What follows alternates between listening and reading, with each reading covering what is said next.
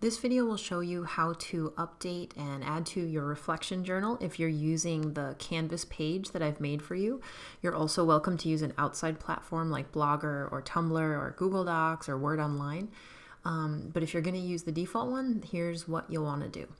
So start on our main course page. The Student Reflection Journals link will always be up here under Course Resources at the top. So click there and you'll see a list of everyone in the class.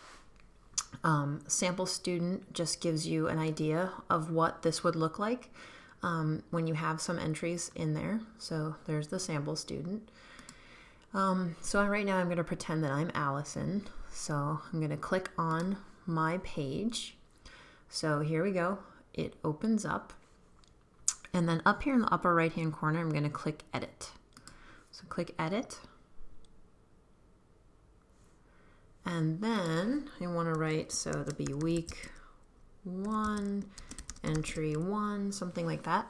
So note that I can highlight this and I can make it a heading if I want it to stand out. And then here I can type my content.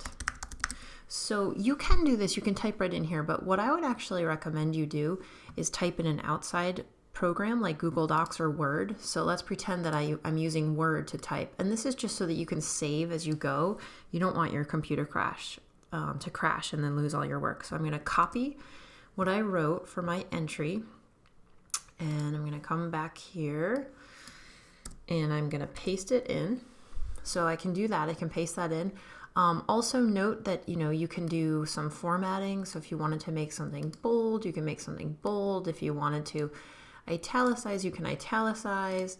If you have a link that you want to do, you can insert a link in there to another website. And then, of course, you can also add an image, which is always really nice. So you could put the image URL in here. You can also search on Flickr. Let's see. So I could find something on Flickr, and if I like that image, I can update it. You could also upload an image from your computer. And then finally, you have the ability to insert some media. So you could embed or you could link to a YouTube video in here. So just be aware that you have these options in your text box here. When you're done updating your entry, click Save. And then you'll see that it will display right here on your page. For your next one, you would do week 1, entry 2, and you could do it on top of this entry or you could do it underneath this entry, whichever you prefer. Just as long as it's clearly marked so that when I go in to check, I know where your entries are and I know which one I'm reading. All right, let me know if you have any questions.